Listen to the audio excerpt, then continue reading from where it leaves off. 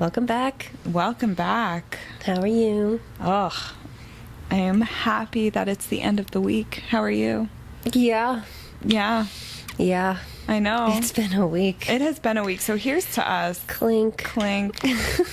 Yep. Yeah, so we have a little bit of a different pre-workout this evening. This morning? Mm-hmm. Wow. Yeah. For those who don't know, it's currently like 6:30 Yeah. p.m. Pacific Standard Time. Yeah. PTT. PST. We are on the struggle bus. We would like you to know it has been a week. This has been the busiest week of my freaking life. This has been the first time I can just like sit. Yeah. So we are sitting.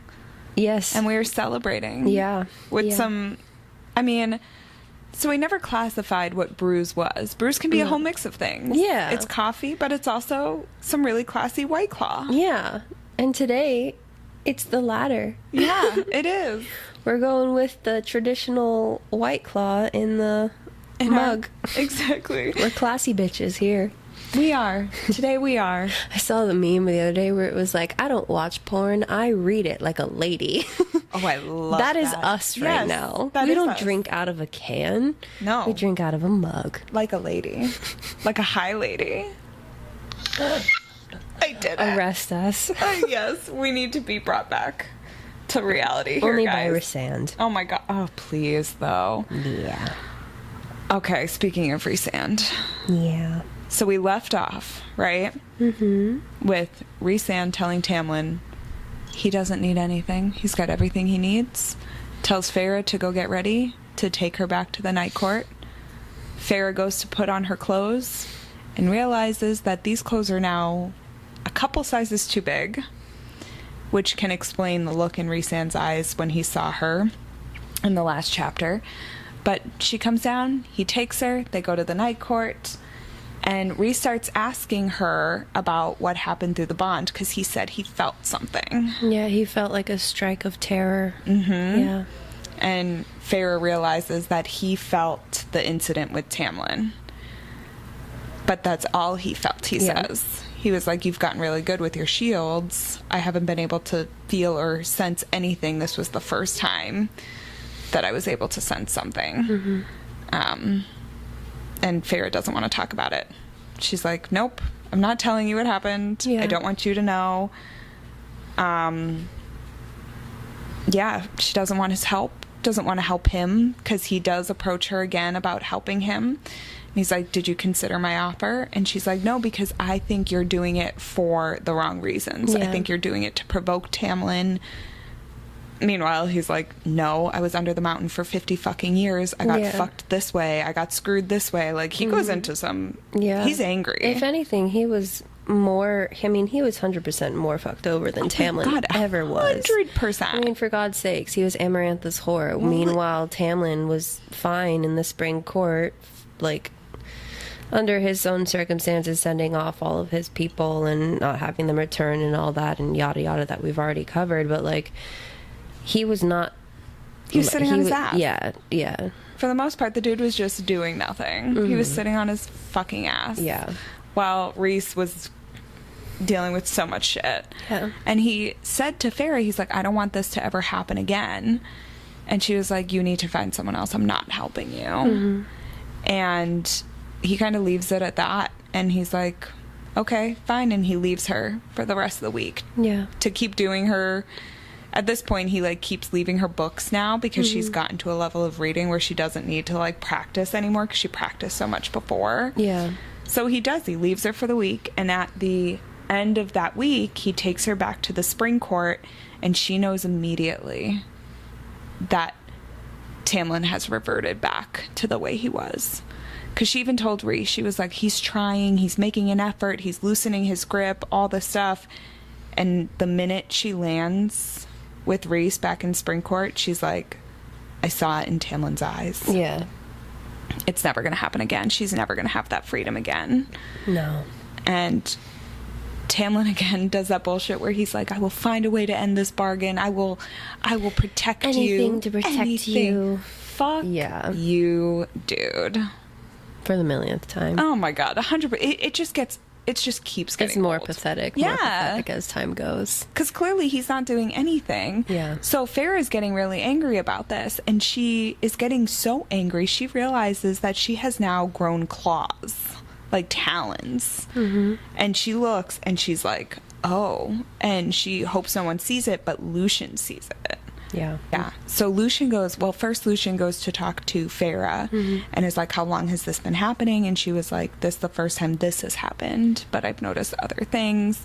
And he was like, if you don't get trained, things could keep happening. Bad things could happen. I'm going to talk to Tamlin for you. So this is the first time she's getting support now.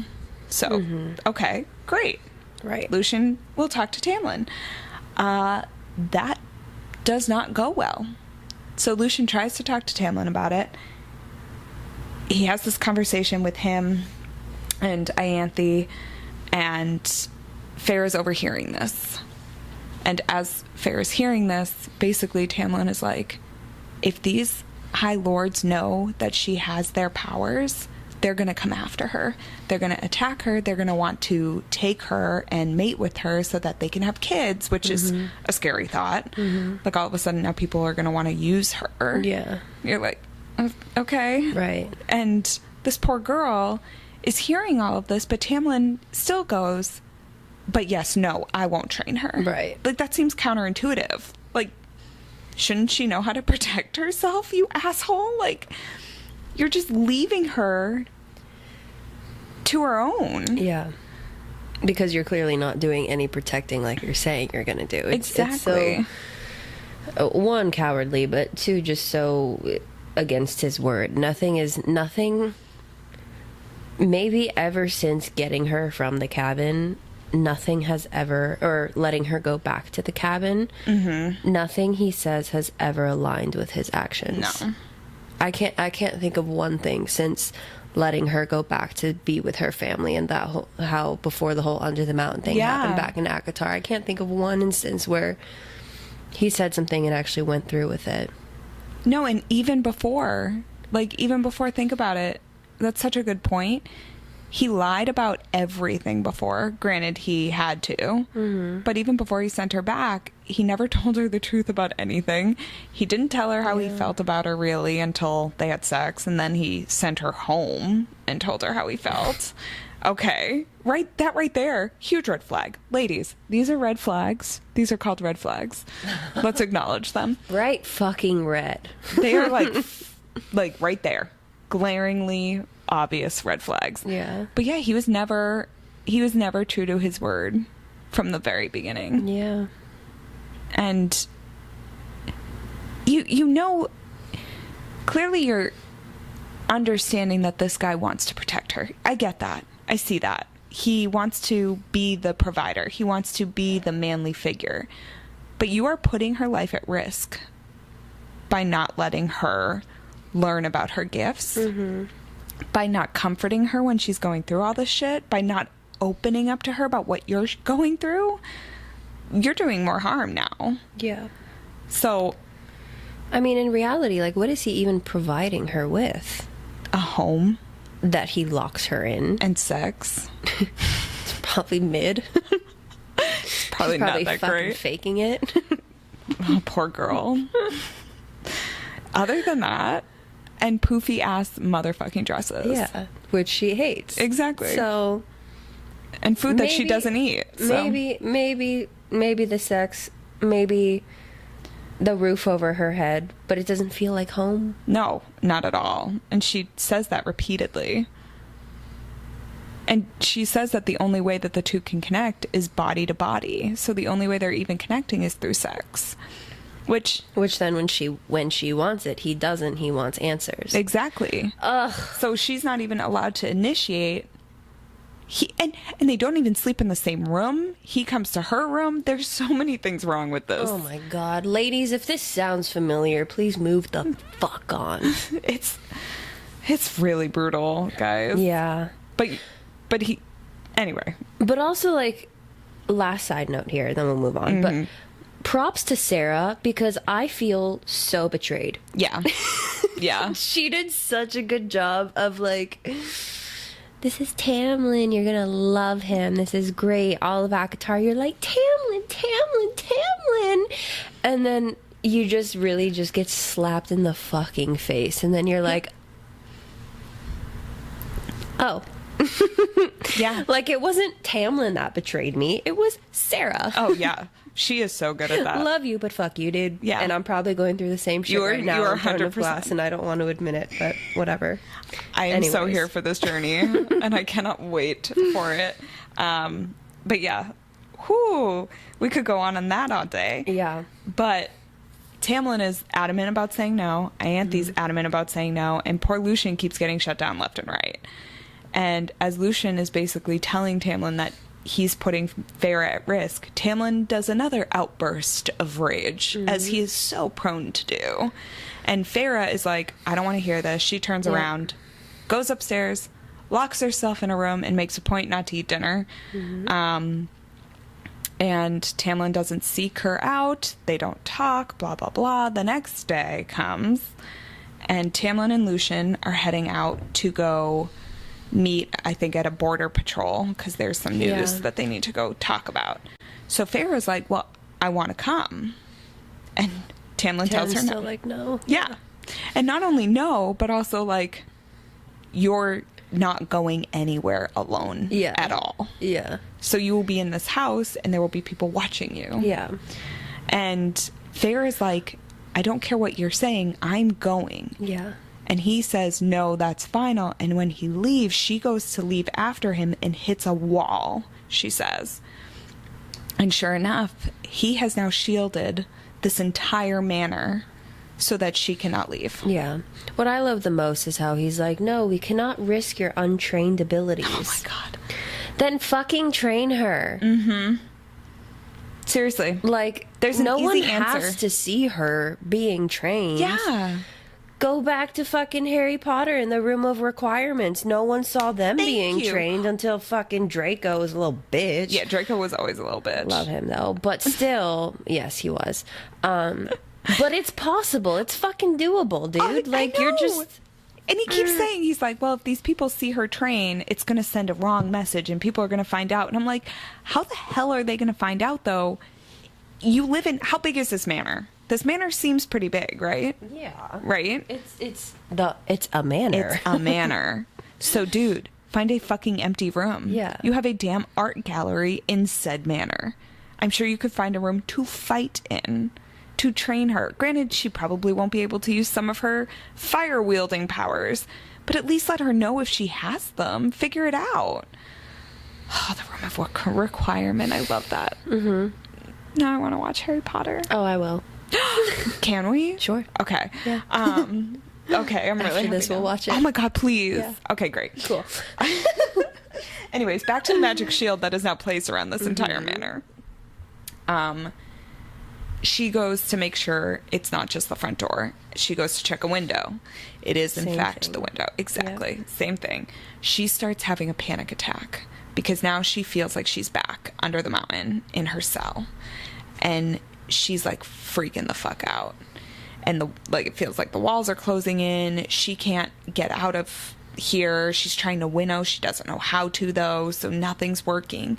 So she decides she doesn't know how she does it, but she wraps herself in a cocoon of darkness, ice, and fire. Mm-hmm. And I thought this imagery was just unreal. Like, listening to it, I was like, oh my God.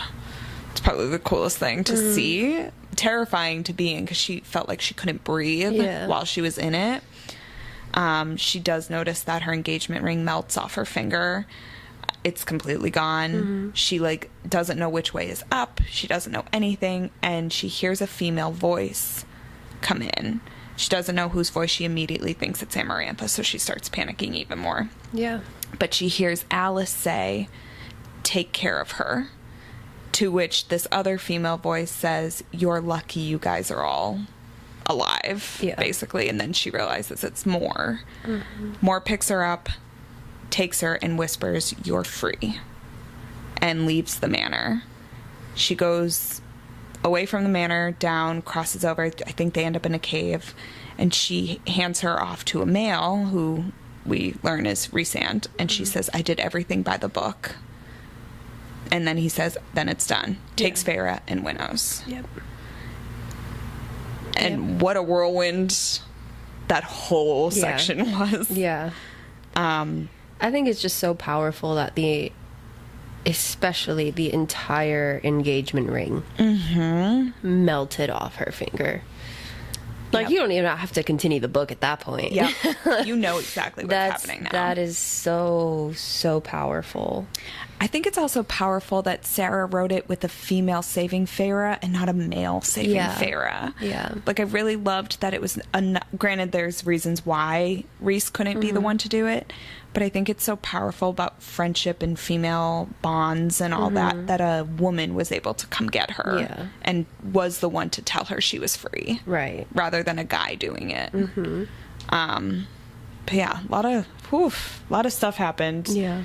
And Feyre, when she wakes up, realizes she's back in the night court and Rhys is there with her. Yep. And Rhys is not happy. He she describes him as having rumpled hair and his clothes look like they've been worn, and you wonder, has he been awake this entire time or sleeping with her this entire time? And yeah, 100% he has. So hot. Oh my god, I know. Like, just to have a man like who's he was panicking over her. Yes. I can just imagine him like walking back and forth, like, all of it. Yeah. And you know how much, I mean, you don't know yet, but you learn how much Rhys cares about the people around him, like his inner court. You learn how much they mean to him. Eventually you learn more than that, but like that's one of the first things you learn. Yep. Is how important they are to him. How deeply he can love, too. He loves so deeply, and it is so beautiful. Yeah. As a reader, to read yeah.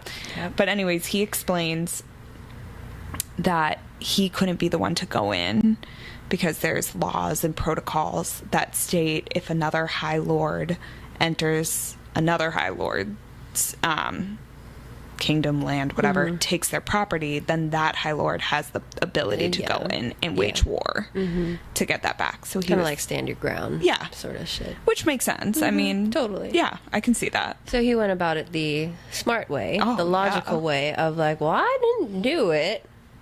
Moore did. Yeah. You can't blame me. I had no part in this. I really didn't do it. No. I just stood in like summer court and hung out there until she was delivered to me.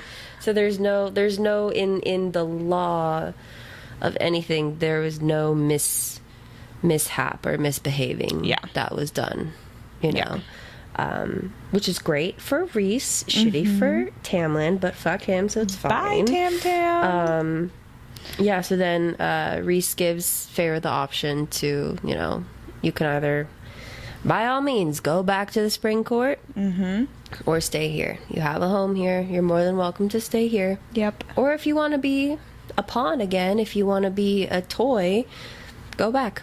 Yeah. You've already experienced what it's like being like that. So she ends up deciding to stay. Yeah. Smartly so. Oh, thank God she did. Yeah. I would have killed her if she didn't. Yeah. My God. But she does say, I have nowhere else to go. And that's so sad to think. She really doesn't, because she can't go back home, because she can't explain to her family what the hell happened and why she's Fae now. She's not welcome there. Yeah.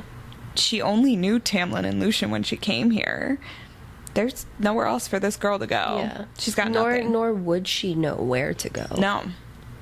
Especially Absolutely not, because like Tamlin never showed her anything.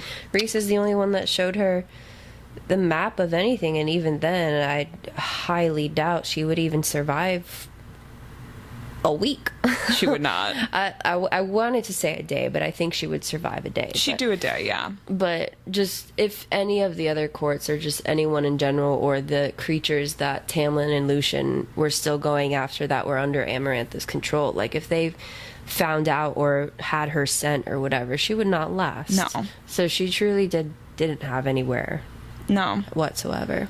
And I love that Rhys is giving her this option where he's not forcing her to stay. And he even says, well, I'd like to offer you the chance to work with me again, but, like, I'll pay you. Like, it'll be not just you working for me. This'll be like a paid exchange. Yeah. Like, you actually coming on board. And she doesn't answer that, so he says that he has to go attend to some other business. And as he goes to leave, she starts panicking again because there's too much silence, and she doesn't want that. And she asks if she can go with him to wherever it is he's going. And he was like, if you come with me, you can't talk about it to anyone. You will have to lie for the rest of your life about this place. Like, this is it. Like, if you say yes, there's no turning back. And she does. She says yes. And she goes, where is this place? And he says, it's Valaris, the city of starlight. But the thing is, it was never a no. He never once told her no. No, he always said, you can. Yeah. You can come. Yeah. So then we get introduced to our home away from home. Oh, God. The city We of wish it was starlight. real. My Seriously. God. I was listening to the audiobook while I was driving, and when they describe it, which we'll get to in a little bit, I was like, man, I need to see this painting right now. And I just want to, like, insert myself onto that street and just be right there. Yeah. I remember when I was first reading the novel and I was sending you voice messages. Oh my God, yes. They were so funny because I would be like, bro, all I can think about is just being in Valaris. I'd wake up, I'd feel like I was in it. I'd look up YouTube, Akatar ambiance, Night Court ambiance, and I, like, was fully immersed, literally, like, 24/7. It was the only thing that was on my mind. And I would message you, I love it, this and this and this. I feel like I'm in this fantasy world, and then I get set back to fucking reality, and I'm in goddamn Burbank. Are you kidding me? Burbank is Burbank, not but fuck, dude. Valaris, it's not though. fucking Valaris. No. There's Yeah. no place quite like this. No. She is so good at writing what, like, the description of what a city is and what it looks like is just unreal. Yeah. We're jumping ahead a little bit, but to backtrack, they end up going. We are now getting into part 2, Yep. which is called House of Wind. Part 1, House of Beasts. Yep. We are out of that home. We are now in House of Wind. Farah and Rhys have now winnowed into this beautiful little townhouse. And this sounds like the most cozy, adorable place I have ever heard of in my life. And Farah asks where they are, and Rhys says this is his home. He has 2 in the city, but this is his home for his family and his friends. And I want to live in this house. Yeah. With that fireplace and the wood paneling and that freaking front door that's got the stained glass. I'm here for I it. just want to live with him. Oh, God, yes. Are you kidding? Oh, girl. Yeah. Yeah. So then we learned that Valaris, City of Starlight, had been protected for over 500,000 years. 5,000. 5,000. Same thing. And there was absolutely no breaching of any kind, so it's protected, it's safe. So she is safe. So if she decided that she wanted to stay, she knows that she would have nothing to worry about. And that it's much safer than anything in the Spring Court, really. Yep. And yeah, so then they're already flown up to, or no. So then they're having like a full-on conversation Yeah. about this. Yeah. And as they are, they hear a knock on the door. And they hear a male voice being like, "Open up, you prick. We know you can hear us." Yeah. And I'm just obsessed. Yeah. And then the other guy responds, oh, I can't remember what exactly he says, but either way, he responds, and then we hear a female voice who she says sounds like shadows and is a little terrifying. So now you've got these 3 new characters that all of a sudden are Right. introduced. Right. And Rhys is telling Farah that they're part of his inner circle. They're here for breakfast, but if she doesn't want to meet them yet, she can go up and go to bed and like take a nap. Yeah. But like either way, you've got to prepare yourself because he's got to Yeah. let them in Yeah, one way or exactly. another. And she can see the wings, so she like looks through the stained glass and she can see 2 pairs of wings. So she knows the men have wings. Yeah. The female she doesn't see, so she doesn't know anything about them. So she heads up the stairs, goes to Nuala and Caradwyn, asks about the inner circle. She asks about how Valeris is protected, how no one knew about it, and they tell her that that's Rhys's story to tell, and that they won't tell her. Yeah. Which I really liked, because you can tell how much they respect him. Yeah. And I think the first time reading this, I was surprised by the amount of respect he was getting, because it made me realize that he actually is a really good guy. Right. Because if the people who work for you respect you like that, that says something. Mm-hmm. So then Feyre's starting to think to herself, little, like, stupid dialogue of, if I don't go back, would this be punishment to Tamlin? Mm-hmm. Yada, yada, yada. Yes, it will. Yes, you should do that. And he deserves it. Moving on. Mm-hmm. Moving on, because, yes. Yeah. What's his name? Rhys and... I was about to say Tamlin. Feyre and Rhys are back in the city. They're walking. She's truly realizing how beautiful the city is, as opposed to what she had been told and what she had thought of this whole time. They're walking. He starts to show her, the different kinds of shops that they have in the city, and that it's very well known for its artist little quarter. Just everything small business adorableness. It's so cute. And the artist quarter was really interesting to me, because she says she, like, sees creatures that she's never seen before. Yeah. And she was... and she was like, I would never call myself an artist. Like, I've never called myself an artist, but all these people, you can see they've got paint on them. They've got, like, all these colors. They, like, aren't afraid to express themselves and be themselves. And it is truly, like, a unique city where everybody is who they are. And it's home for so many different kinds of fae and people. Because she's like, I've never seen any of these creatures. And even, like, describing when they walk out of the townhouse and they look down the street and they see the Sidra River going through, and it's like sparkling like sapphire. Like, even the way she describes the colors is like very artistic. And she sees like the mountain range and then sees the house. She's like, there's a house in the mountain range. And he was like, yeah, that's my other house. That's the House of Wind, and that's where we'll be dining tonight.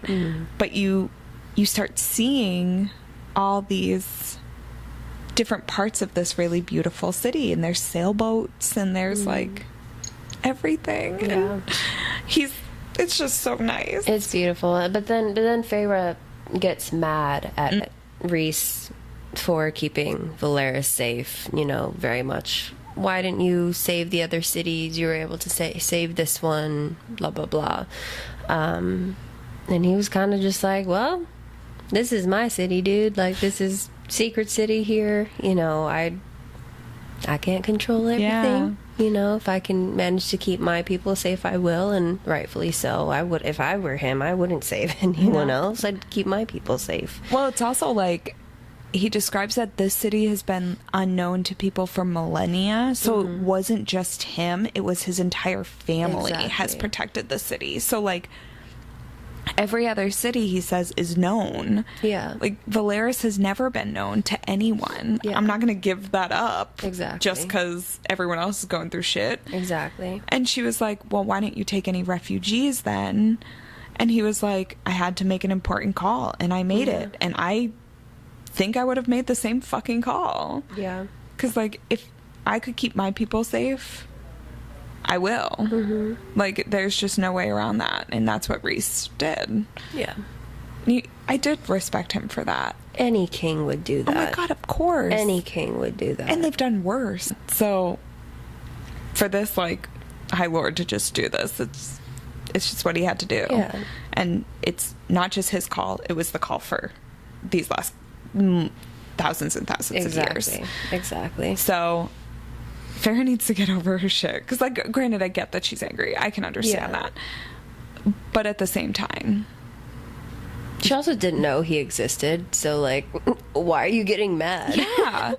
Like, you didn't know this existed. You didn't know he existed. Like, yeah.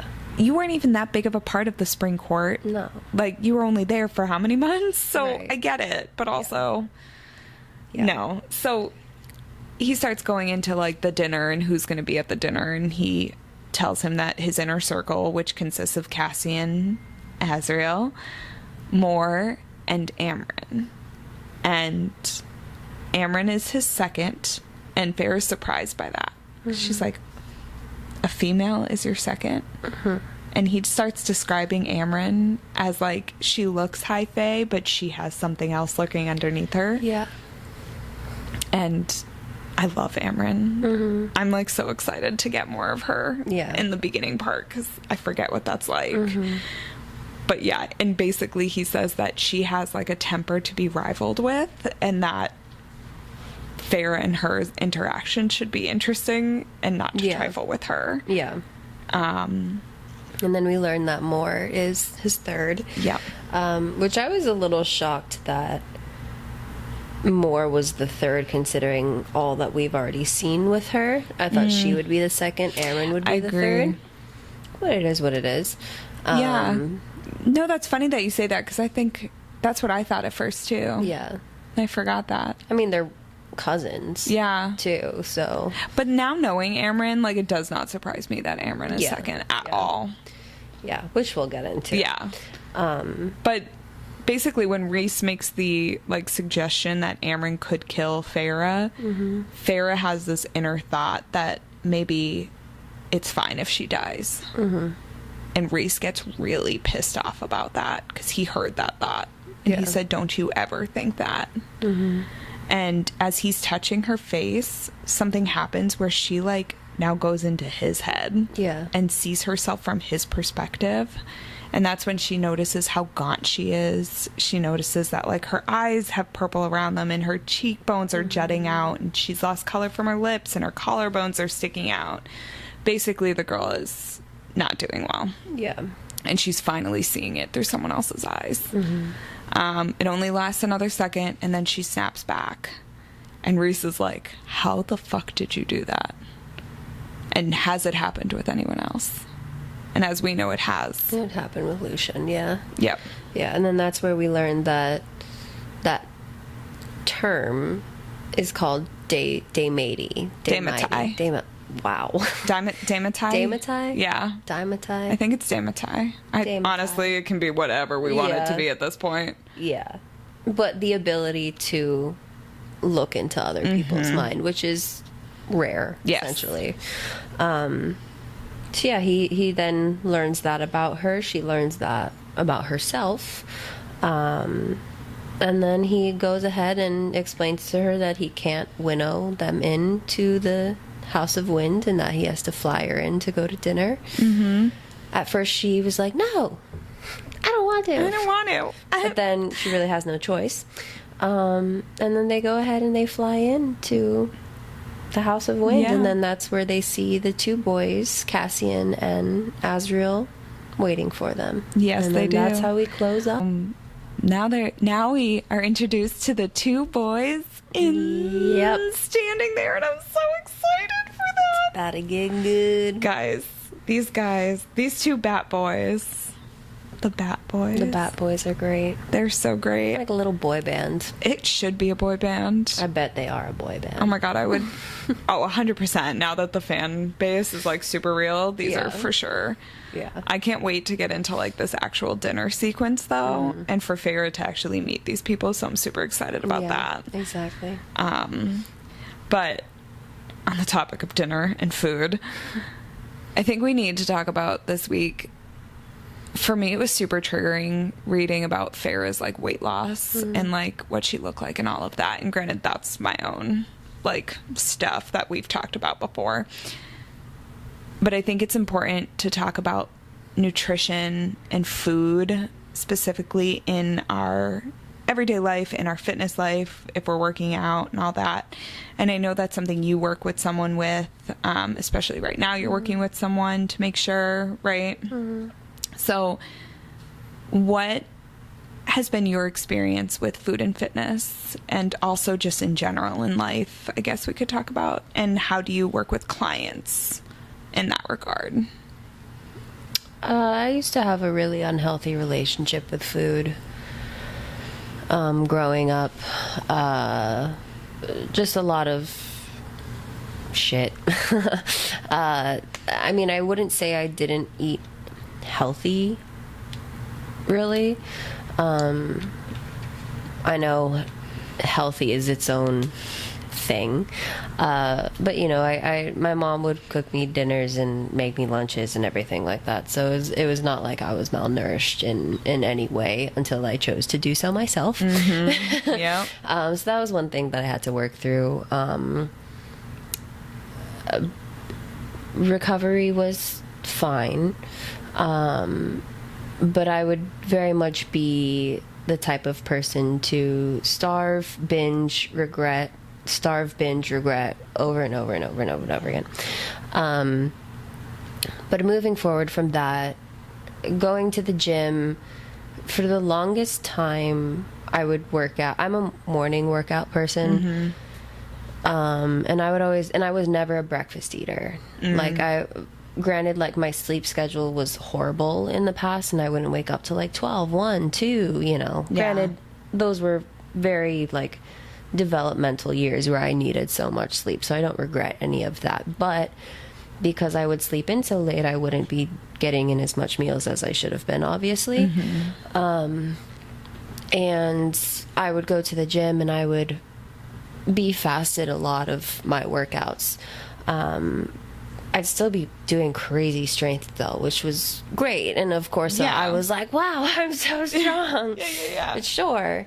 But it wasn't until I started working with my old bodybuilding coach and then my nutritionist now that what I've noticed and what I've learned, whatever I do eat prior to lifting or just in general throughout my days, is so important for me. My quality of life, quality of performance in the gym has improved tremendously with eating. Recently, I would just be doing one meal before my workout, and then I would do like a pretty heavy workout. It wasn't a very heavy carb based meal, you know, it was just something light in the morning. And it wasn't until maybe I did that for maybe like 2 or 3 months. It wasn't until these last few weeks where I messaged my nutritionist and I was like, girl, I am dragging so hard. Like, it's really not good. I'm getting my sleep, I'm hitting all my meals, I'm hitting everything, I'm having my pre-workout, but I'm not doing good. Like, one movement in and I'm toast, I want to go home. So then we've been starting to play around with having 2 meals before my workout. Just either one, push the workout back a little bit more time wise, or just eat 2 meals before my workout. Yeah. And dude, that improved so much. I was seeing new numbers. I was hitting, most importantly, I was not fatigued. Yeah. I was able to get through my entire workout not wanting to quite literally die. Yeah. Or give up and go home and just be like, well, you know what, I'm doing fine, because that's not what my goals are after, and my goals don't care about that, you know. So that was a little bit of my personal stuff with it. Granted, what I eat now, I wouldn't say is very strict, because I'm building right now, so I do have wiggle room for eating out here and there, but I essentially eat the same thing every single day. Yep. I have no issue with that. Same. I know a lot of people are like, girl, how? I know. I could never do that. Oh.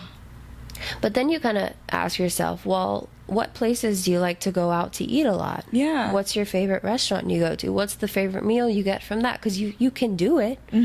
It's just what you choose to do. 100%. I choose to do this because it works for me. It's easy. Meal prepping for the week is easy as shit for me. Yep. So it's fine, and it's doable, and it's meals that I enjoy. If I want to switch up the flavoring, I switch up the seasoning. Yeah, 100%. I switch up the sauces. One week I'll do hot sauce. One week I'll add lemon juice. Yep. One week I'll have a Japanese sauce. Like, you can make it work. Yeah. So that's what I tell my clients too, because a lot of the time it's not necessarily what they are eating more so, but how much they are eating, and it's almost the main goal is to teach them how to refeed themselves. Yeah. And just how to feed themselves in general. Yep. You know, a lot of the things I hear is like, oh, you know, I was at work and I didn't bring my lunch, or I don't pack a lunch. I just do what the things provide me. And what does your work provide you? Vending machines? Yeah. Or you have your little desk or your drawer of candy or your drawer of chips? Well, sure, I get it. Yep. But hard pill to swallow right now. You're an adult. Yep. These people and people who come to us for this help oftentimes are a lot older than us. Mm-hmm. So it's kind of just like, what? Yeah. You know what I mean? It takes me 5-10 minutes at night to pack my lunch beforehand the next day. Yeah. You can make it work. And the one thing I'll I'll ask my clients, what do you eat throughout the day? Walk me through it. They'll walk me through it. Okay, next questions. We get a little bit into it. Okay, question. Do you have a crock pot? Do you have an air fryer? Yeah. Okay. We can make an entire 1, 2, even I've seen some people on Instagram make a whole month's worth of meal prep within one crock pot. Yeah. It's insane. It's absolutely insane, and I get it. It's hard to, well, I don't know what recipes to throw. I don't know, whatever. You can literally just throw in chicken, not throw water, broth, anything in it. With how it cooks and everything, you come out with broth. Yeah. And you don't have to worry about it being dry or anything. That's what that does. Mm-hmm. It's so easy. If you don't want to think, just throw in some onions, throw in some carrots, maybe some broccoli. Okay, you want to throw in like little bits of potato, there you go. Now you have your carb, your fat, and your protein. Yep. For what, a fucking week? I know. If you get tired of it, add a different sauce. Yep.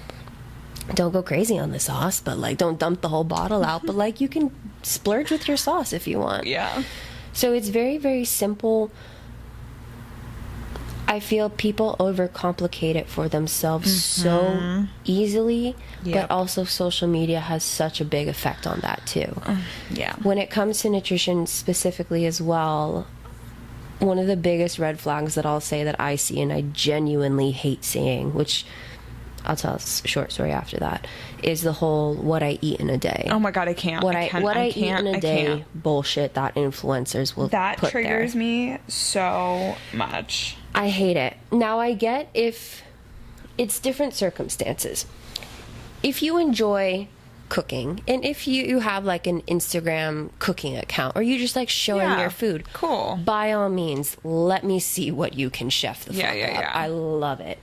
But if you are someone who is like, this is what I eat in a day to maintain my body fat percentage, to maintain the body that I look like, and then I do this and I do this, that's great for you, but you are advertising that and people will see that and be like, okay, that's going to work for me. Yeah. And as we've talked about before, that is rarely ever the fucking case. Yeah. And so it's very, very frustrating because then it's like I know. Just so many things go into that. What that hands down is the biggest thing that bugs me for sure. So if you ever see those, please, please, please, please, please, please, please, a million times, do not follow it. Yeah. To get inspiration sure. of, okay, that's actually a good idea. Maybe instead of this exact macro count, I'll use this as an idea of just getting in the habit of eating these kinds of food or eating breakfast or whatever. Yeah. By all means, fucking go for it. Yeah. But for the ones who are like posting, this is my macro count here, this is my macro count here, you're going to count grams here, this equals 100 and something protein or carb per day. And then everyone's like, yeah, I'm going to do it. It's absolutely ridiculous. Yeah. And I had a girlfriend of mine reach out. Because I'll occasionally post like what my meals are throughout the day. It's the same shit every single day, so I don't want to post that. Like I could to show the consistency. I don't want to. Yeah. I don't have to. So I don't. And I posted it this one time, and a girlfriend of mine reached out and she was like, "You should really post what you eat in a day situations." And I was like, respectfully, no. Fuck no. She was like, "Wait, why?" And I, in a very respectable manner was like, okay, this is why. And it's not a going off. I didn't go off. This is why you shouldn't. But it was more of an educational purpose of, okay, this is why I don't want you to do that. And just everything I just said, if you want to do it for inspiration, of course, go for it. Let's see it. But if you're following it to a T, it is not good for X, Y, and Z. X, Y, and Z being that our bodies have our own specific individual needs. We have our own individual goals. If I'm not diabetic, but if you're diabetic and you go ahead and you follow that, God forbid you don't sue me. Yep. Anything like that. You know, if you're allergic to some things, or if you don't know you're allergic to some things and then you make that, or, you know, anything like that, you know. Yeah. All that kind of stuff. It's the same exact thing to training, where we're like, obviously don't copy everything to a T, because we all have our individual needs. I think food and nutrition should be that times a fucking 100. 100%. Amen. She preaches. That's all. No, it's... Now I'm like, Faye, we're getting fucking angry. I know, but you have every right to be angry. We should mention, first and foremost, in case you don't know, personal trainers are not certified nutritionists or certified dietitians. Yes. Period. Yes. There is no asterisk. No. There's no... It is out anything. of our scope of Yes. practice. Thank you. We do not have a we can get certified in nutrition, correct. We are not a board certified dietitian. So, yeah. Yes. For example, with us, we're both national, what the fuck? NASM. National Academy of Sports Medicine. Certified personal trainers. I, at the moment, am studying for NASM nutritionist certification. So at the moment, right now, I cannot prescribe meal plans. No. I cannot break down calories. I cannot break down macros. I can give you a base. Yes, correct. I can, what the fuck is the word I'm looking for? Recommend certain things. With some of my clients, I'll recommend the TDEE calculator. That'll give you an idea of what your calories should be in a maintenance bulk and cut. Again, it's not like any of the Exxon scans or whatever to know exactly your body fat. It's just what you put in your fucking Safari. So it's not going to be 100% accurate, but I can recommend that.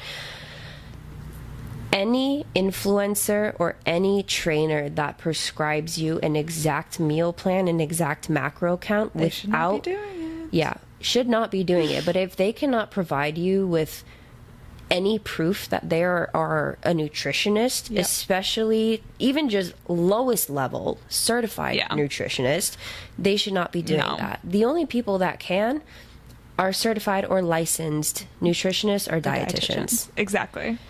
So do not fall for any of this bullshit online of social meal media. Plan, this, and all these influencers sending you that, because I guarantee you they're not certified. They are not certified. They are not licensed. No. It takes a lot of fucking work to do that. And it discredits the people who actually do the work and are licensed to do that. 100%. It's the same goes for us too when we see people posting fitness stuff who aren't certified trainers. It's the same thing. It's taking away from our expertise in our field, and it's just something to be aware of, to be knowledgeable of. And for me, with nutrition and food is just, as I've talked about, a huge, massive, very large, important part of my life.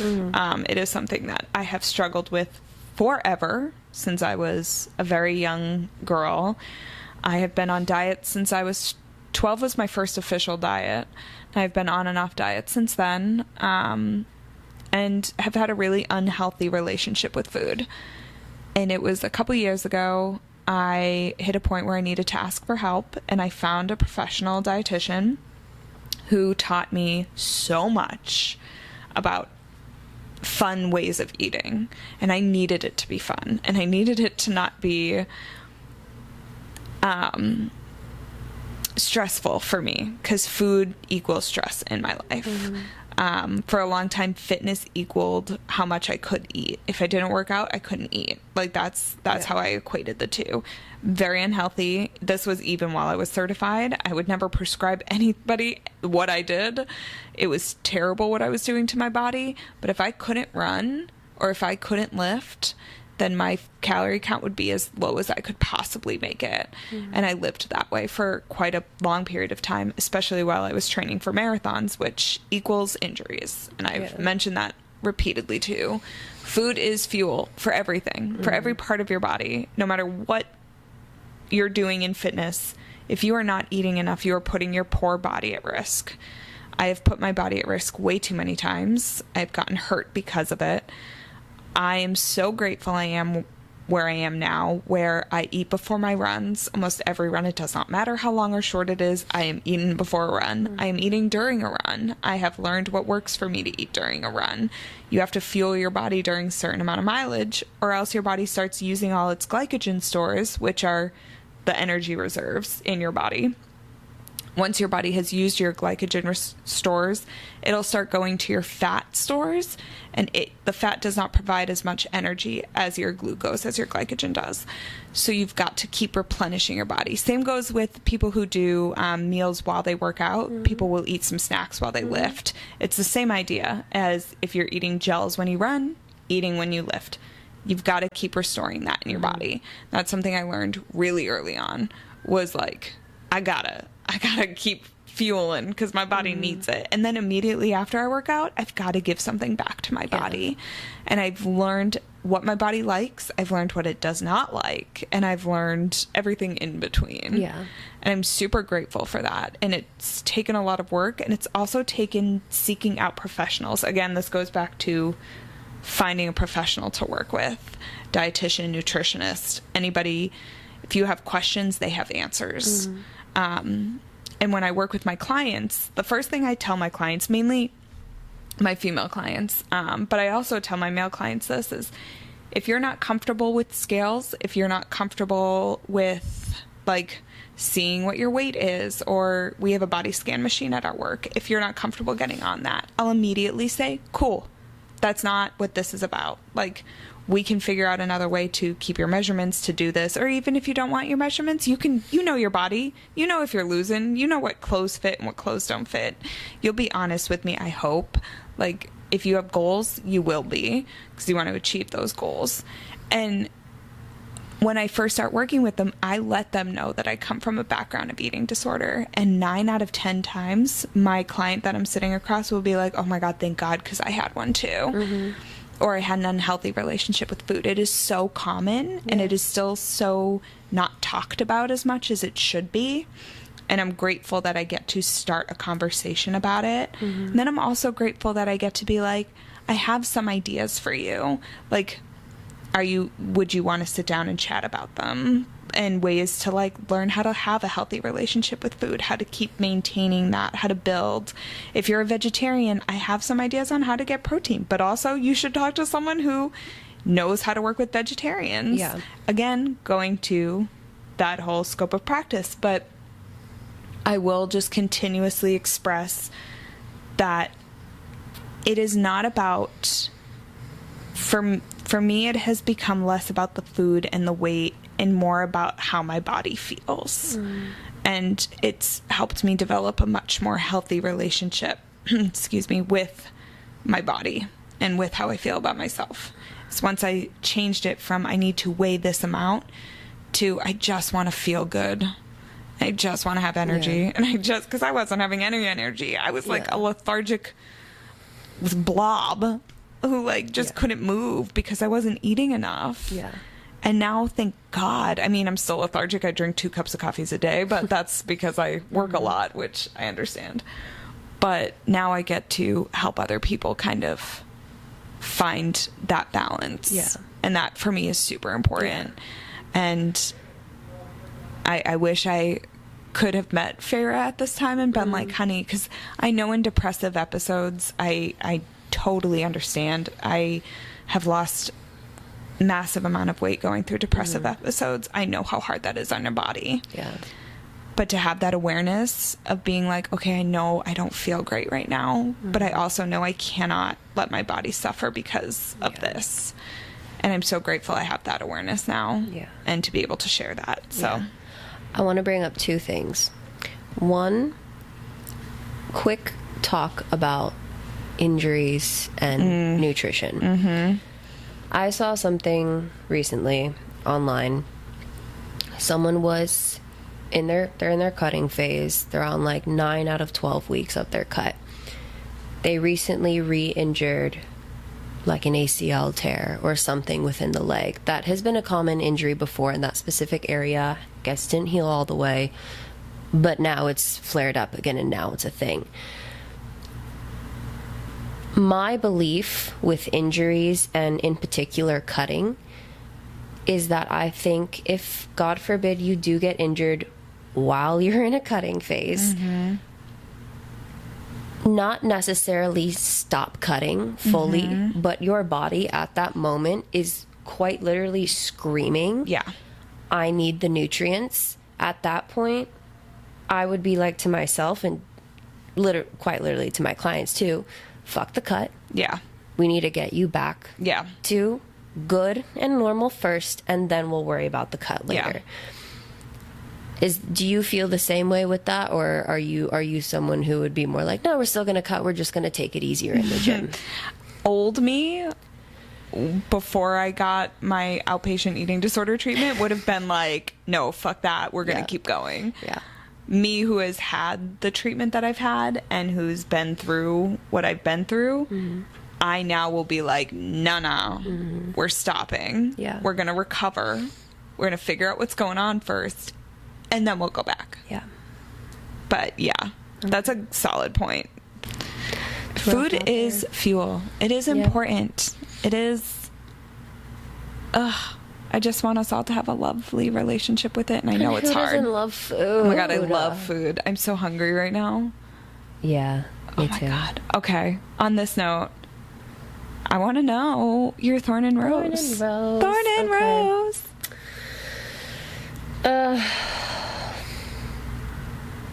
Okay. Rose, introduction to Cassian and Az. And Amren, of course. More specifically, the boys, though. And Valeris in general. That for sure. Thorn would be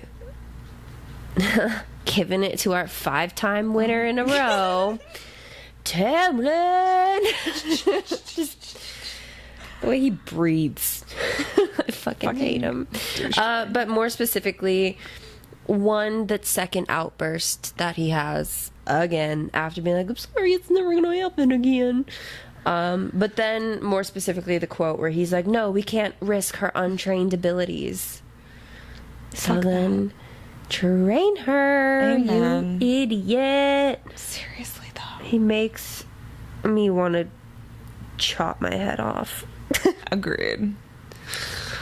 What about you? Thorn is, again, Tamlin. Specifically, him locking her in a motherfucking house. Dude, are you out of your ever-loving mind? That girl just went through and now you're locking her in a house? Did he ever love? Seriously, question, did he ever love? Yeah. I have so many thoughts. I hate this. Rose, the introduction to Valeris for sure. Yes, and the inner circle. I'm so excited for that, but that'll probably be a Rose of its own. Literally. But what I'll say is, if you guys are starting to read the book or rereading it, or even just listening to this episode and future episodes, hopefully, look on YouTube and just search up like Akatar ambience, Valeris ambience. I started reading or doing that while I was reading the series. God, that sounds so nice. I'd clean the house beforehand so it felt nice and clean. I'd light some candles. Oh, what a vibe. I'd put it on. We have like little twinkly lights in the house, so I had the twinkly lights. It was a whole... So romantic. It elevated the experience of this novel. Oh my gosh. Yeah. I'm going to try that. Do it. All right. I'm doing it with Throne of Glass right now. Oh my God. Yeah. I can't. All right. You guys have to try it. You have to let us know if you try it. And then you also have to let us know your Thorn and Rose. Yep. Yep. And next week we get the full inner circle meet. Yes, we don't have to hide anything anymore. Yay! I'm so excited. Well, there's a few things we need to hide. Yeah, there's a lot more. There's a lot, actually. So we take that back. But we will see you next week.